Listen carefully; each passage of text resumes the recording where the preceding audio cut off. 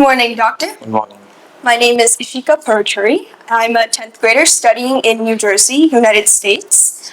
I would like to begin by thanking you first for joining me in this initiative. The goal of my initiative is to reach out to adolescents globally by working with experienced doctors across the world to discuss about how we can maintain our health. Welcome to the Healthy Teens podcast. Today I'm joined by Dr.Srikanth Goud, who is a pulmonologist and has an overall of 12 years of experience in this field. He completed his DM in pulmonary medicine and critical care medicine in the All India Institute of Medical Sciences in New Delhi in 2022. He has expertise in treating asthma, tuberculosis, chronic obstructive pulmonary disease, lung cancer, and interstitial lung disease. And now, Dr. Goud, would you mind giving us a brief introduction about yourself?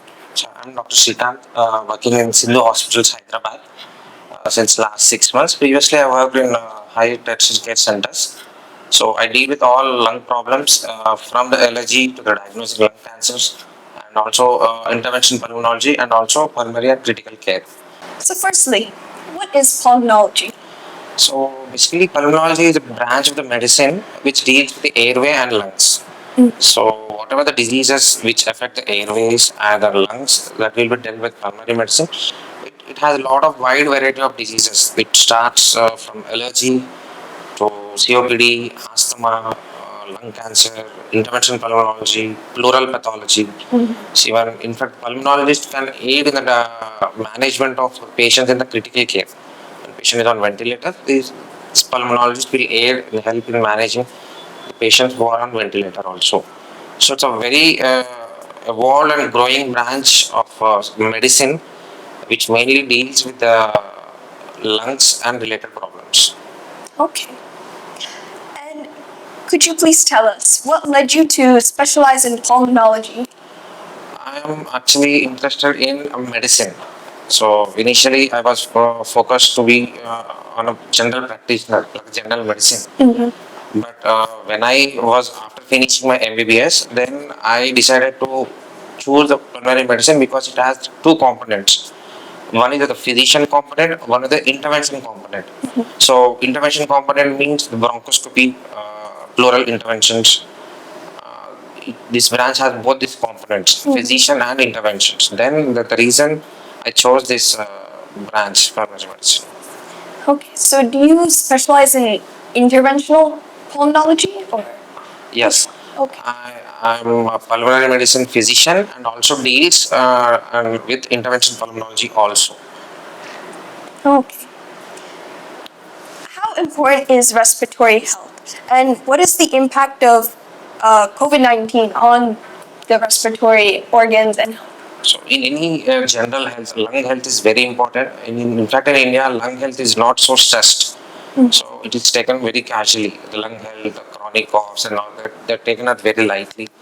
So COVID-19 definitely has impacted everyone's lives, everyone's health. In fact, respiratory failure due to COVID has resulted in difficult situations also. COVID-19 has taught a lot of lessons to us in treating high burden cases with a significant mortality and morbidity. COVID-19 definitely has changed the perception of pulmonary medicine branch also. Okay. What kind of tests do you perform to assess a patient's cardiopulmonary condition? So any patient who presented to us with the symptoms of any respiratory problems like cough, breathlessness, chest tightness, hemoptysis, and swelling of legs and feet, then we initially patient will be evaluated clinically.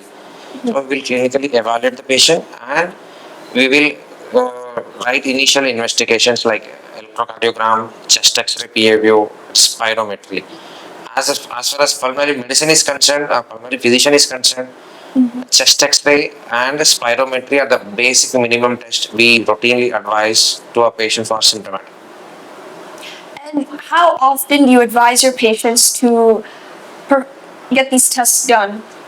So initially, with these patients, whenever such patients came with complaints of cough, breathlessness, we initially clinically evaluate. After that, we will do this investigation. Usually, chronic conditions we will do this test, not these acute conditions like patients who are suffering with 3-4 days, 5 days. We generally avoid that test.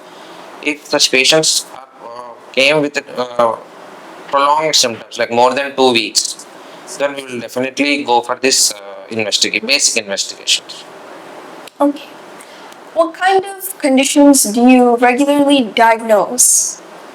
So in my clinical practice in India, so I deal mainly common diseases. I deal for bronchial asthma, COPD, chronic obstructive pulmonary disease, and tuberculosis. These three are the more common diseases encountered in my OPD practice. Very interesting. Let's talk about asthma. What is asthma and how does it impact patients? So bronchial asthma, the most common respiratory condition daily encounter.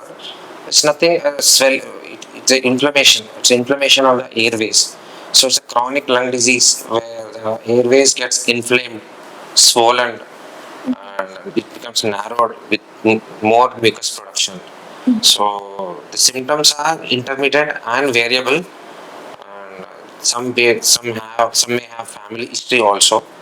So asthma definitely impacts any person. It reduces the quality of life. It causes absenteeism in the schools, and it will definitely impact on the routine daily activities also.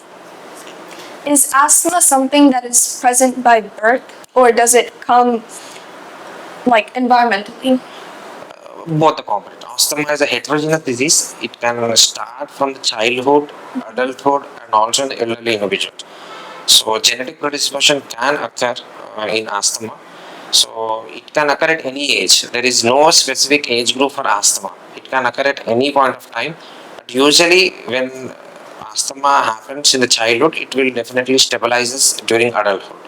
So if it starts at adulthood, it will definitely impact 30s and 40s. So there is no age predisposition for asthma. It can affect any individual. Oh, that's very interesting.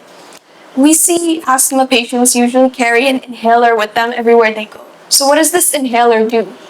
Yes, very good question. Most commonly, we prescribe for any bronchial asthma patient on the initial first step is inhalation therapy.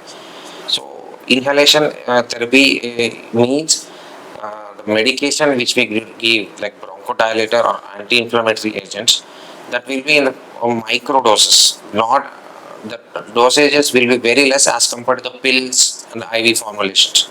So the dosages will be in minimal dose, that will be in powdered form or in any liquid form. So that is inhalation therapy. Patient has to take inhalation. So the problem is in the lungs. The lungs are swollen, narrowed. These inhalers will reach the airway and lungs and causes the bronchodilation. It causes opening of the airways. So it's the most common medication for the asthma individuals. What is COPD and what is the difference between asthma and COPD? So COPD is a chronic obstructive pulmonary disease. So it is almost similar to the asthma in managing some conditions, but asthma is usually affects non-smokers also. COPD affects mainly smokers. COPD patients have some risk factor like smoking history, past history of any severe infections, any biomass fuel exposure, and the symptoms are persistent and progressive in COPD. Whereas in asthma, symptoms are intermittent and they are variable. In patient will be normal in between. Whereas in COPD, patients are persistently symptomatic. Okay. What is pneumonia and what are some common signs and symptoms? So pneumonia is the most common infectious condition which we deal in a daily routine practice. Pneumonia is nothing but a lung infection. Infection of the lungs is a pneumonia. So most common symptoms being a fever. Any individual with pneumonia have high grade fever, fever with chills, cough. They may have some expectoration. They may have shortness of breath. They may they may have altered sensorium in elderly individuals. So sometimes some pneumonia patients may have coughing up in the blood also. Okay. And is there a particular cause for pneumonia? Pneumonia has definitely different causes, like it can cause by bacteria, even mycobacteria, viruses, even fungal infections, even parasites. Even some drugs can also cause some pneumonias, like cancer therapy, cancer related drugs can also cause pneumonias. Sometimes the cause of pneumonia may not be known. There's a very rare causes. The exact cause may not be known. But most common what we see in community, the community acquired pneumonias have viruses or bacteria in it. Okay. And how helpful are breathing treatments and inhalers for patients with lung problems? So breathing techniques like yoga, pranayama, deep breathing definitely maintains very good lung health. So any individual can should practice these breathing techniques. It will definitely have positive impacts. In fact, there is evidence in bronchial asthma patients where we do this yoga practice, their breathlessness perception is reduced. And next question, inhaler. Inhaler is given or prescribed to the individuals who are suffering from asthma or COPD or any other chronic lung diseases. So these patients are maintained, their lung health can be maintained with a regular and appropriate dosages of these inhalers. Okay. What is the most common disease in pulmonology? Let's talk about a global scale. So most global scale infections, any lung infections are commonly encountered problems. And the second one is asthma. Third one is COPD. Now the evolving problem is lung cancer. So these are the four issues we are dealing on a routine day-to-day practice. What are the most common causes of shortness of breath? Shortness of breath can have a lot of causes. If you see in a tropical region like India, we have so many causes, so many infections, anemia, asthma, COPD, and cardiac conditions.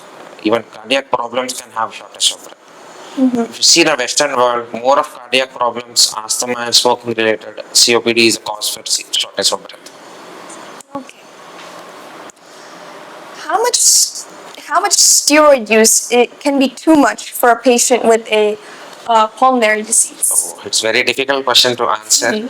So it's not about too much dose. Whatever the patient is suffering, whatever the diagnosis patient has, the steroid dose will be depends on that. So it's not so easy to say the dosage of steroid which is harmful to the lungs. If patient requires that dose, it will benefit. So we always consider the benefit and the risk ratio. We'll discuss with the patient and prescribe the steroid dosage. Okay. At what oxygen level do your organs usually start shutting down? So very interesting question. Uh, what we monitor the oxygen levels at home after COVID with this pulse oximeter. Nowadays, everybody has this pulse oximeter at homes. So we usually measure with any fingertip. So SpO2, what we call as SpO2. So usually it will normal is 96 to 900 is a normal range.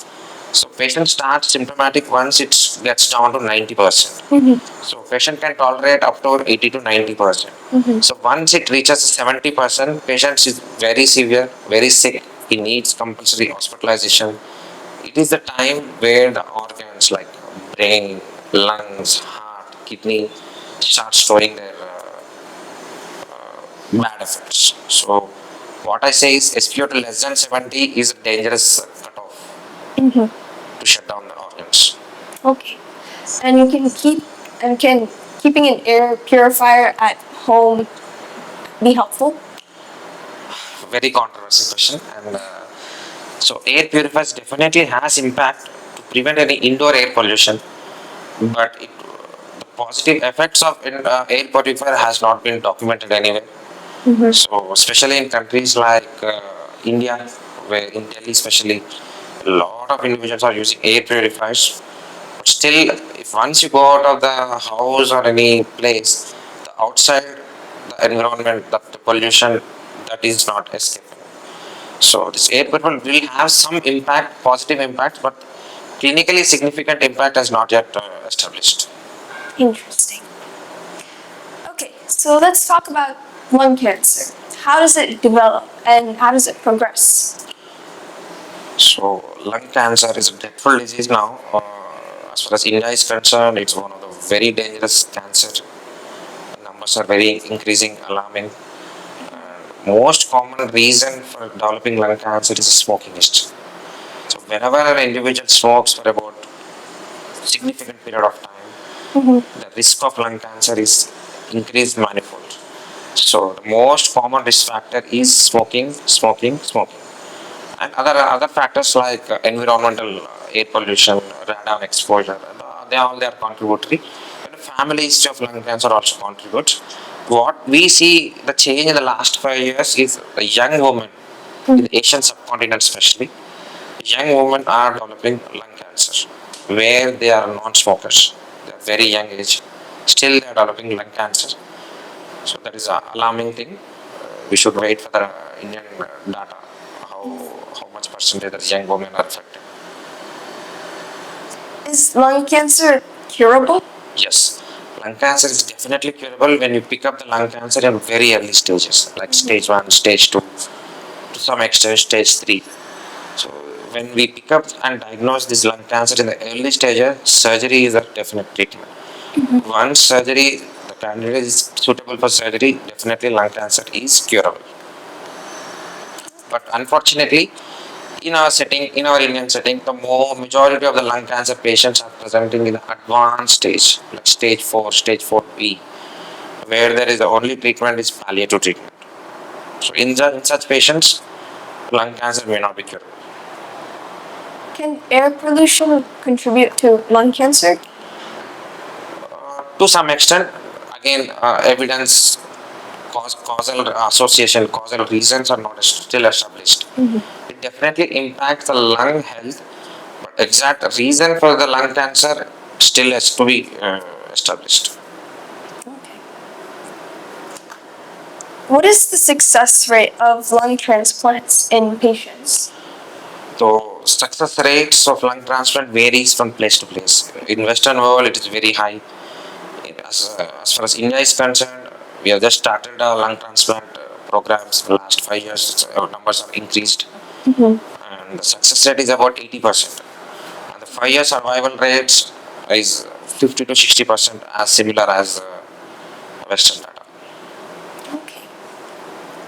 Is it possible for patients to survive with only one lung? Yes. So one lung, we have seen so many patients with one lung.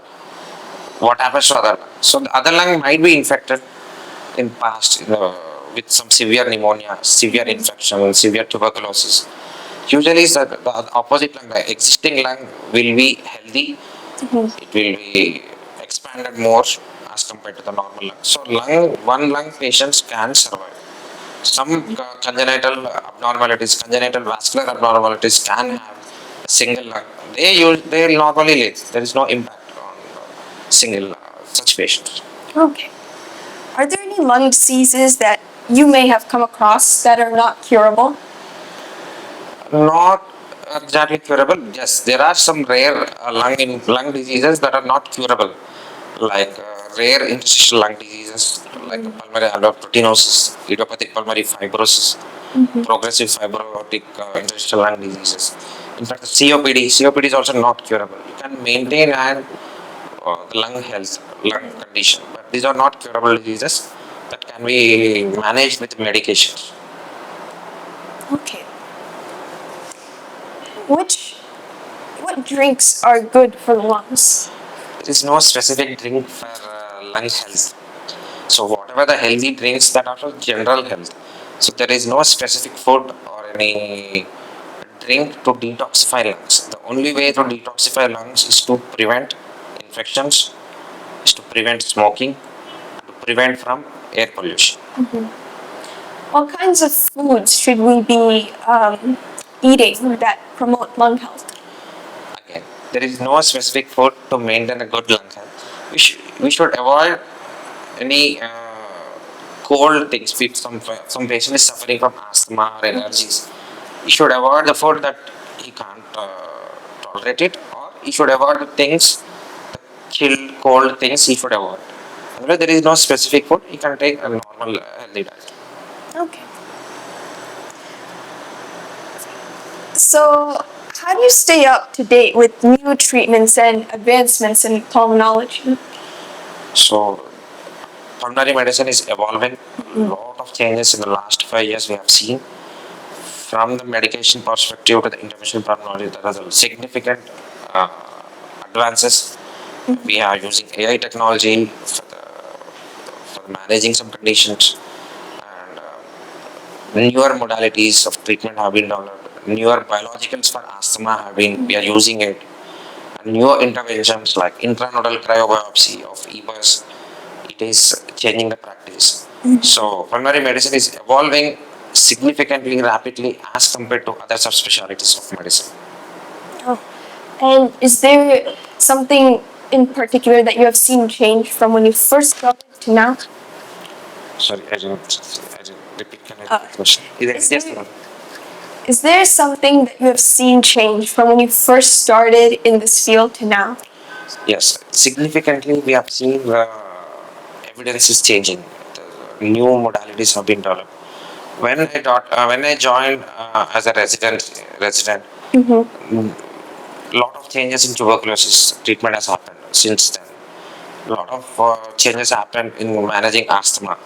A lot of interventions, pulmonary interventions have changed in the last 10 years. There's a significant change in all disease specific uh, conditions. Now we are moving into the era of precision medicine, where we treat every individual as a new, and we'll design the treatment for him. So we are into that space now. That's very nice. In your opinion, what are some promising areas of research in pulmonology that could improve patient care in the future? So, as far as critical care is concerned, ARD is an entity. What we have seen in COVID, where a lot of patients were admitted in ICU, and we have seen morbidity and mortality. So there is a definitely in Indian phenotypes we need of ARDS. So there is a research has to be done on phenotypes of ARDS, and new biological treatment for asthma has to be observed on Indian asthmatic patients, and how they improve, how their exacerbations are reduced, that bronchial asthma and biologicals. This is the area where the promising research has to be done. Okay. And what kind of lifestyle changes can people make to improve their lung health? So, if any individual is smoking, he has to stop smoking. Then only he will maintain his health. If he is non-smoker, there is no lung issues.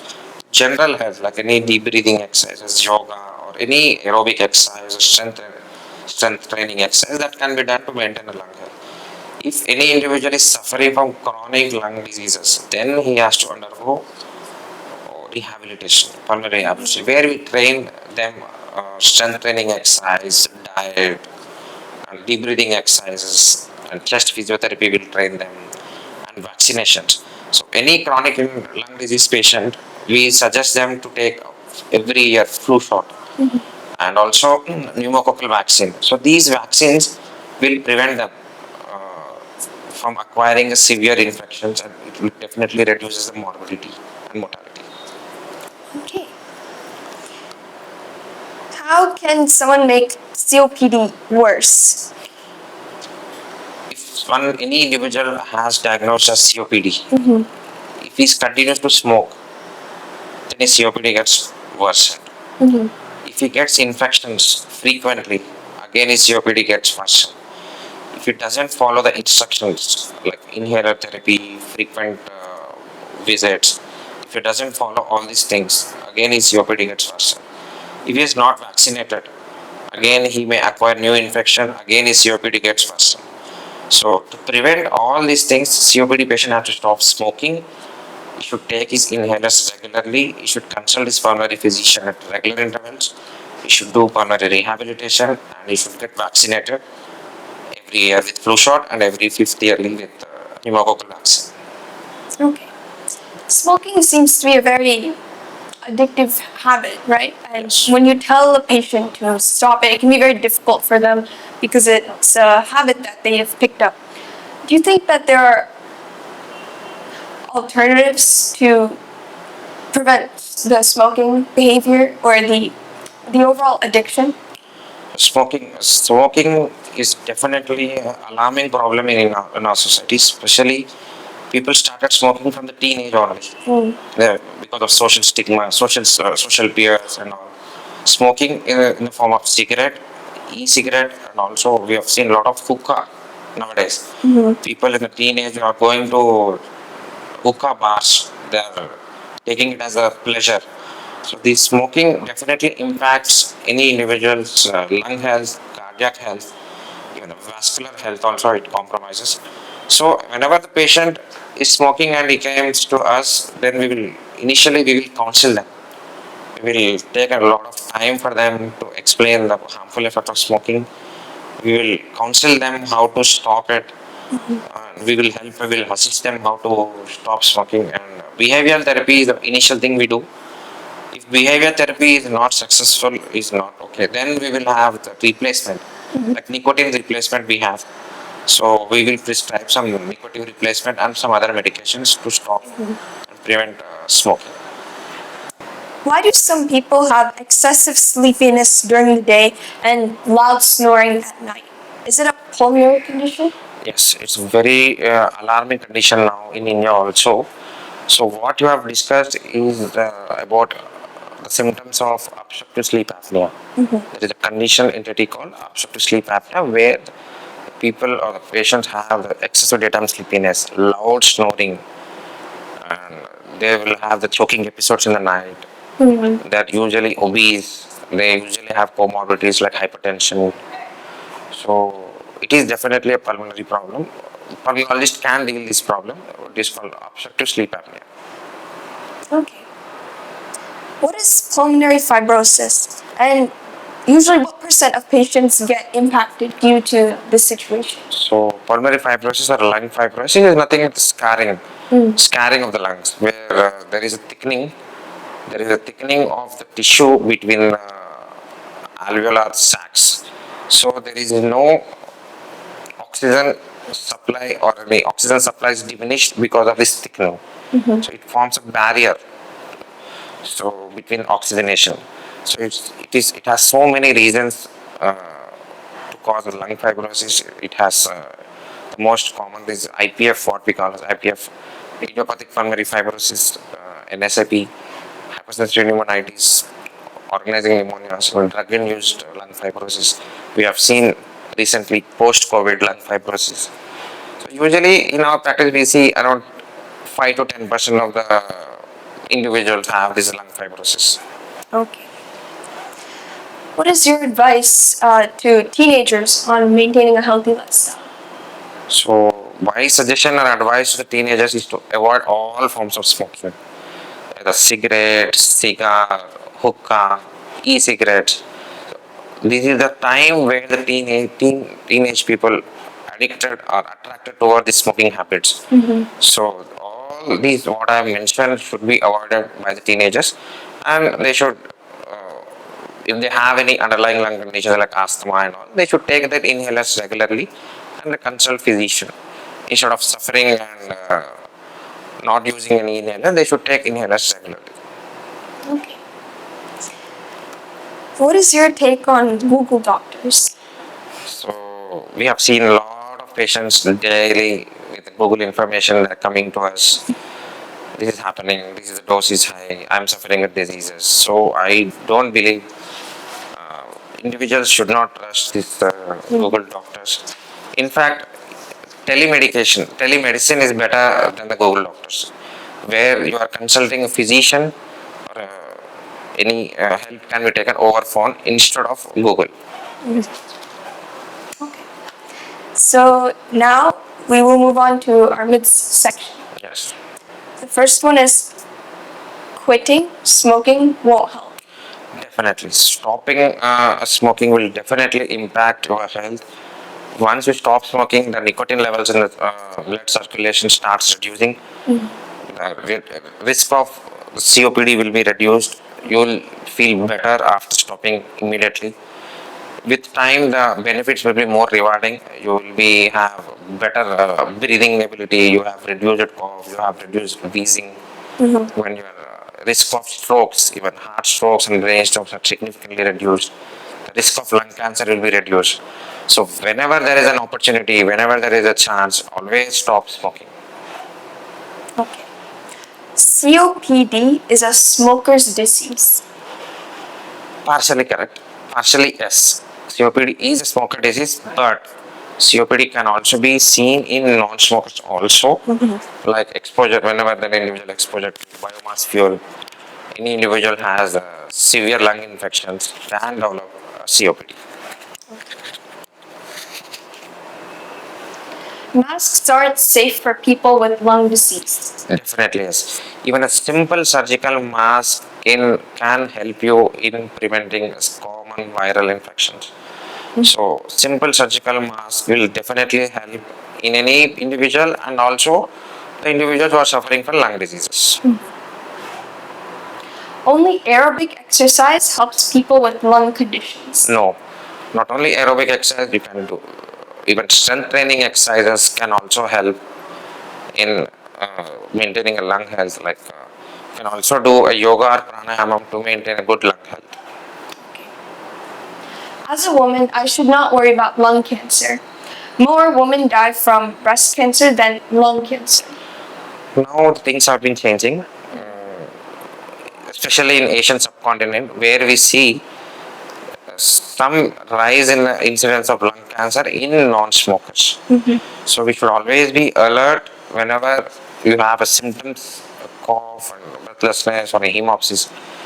You need to visit the doctor very early instead of delaying the issues. Okay. There is no effective treatment for pulmonary fibrosis. Now there are some treatments available for the lung fibrosis. We have antifibrotics, nintedanib, pirfenidone. They are available to prevent the lung fibrosis and to reduce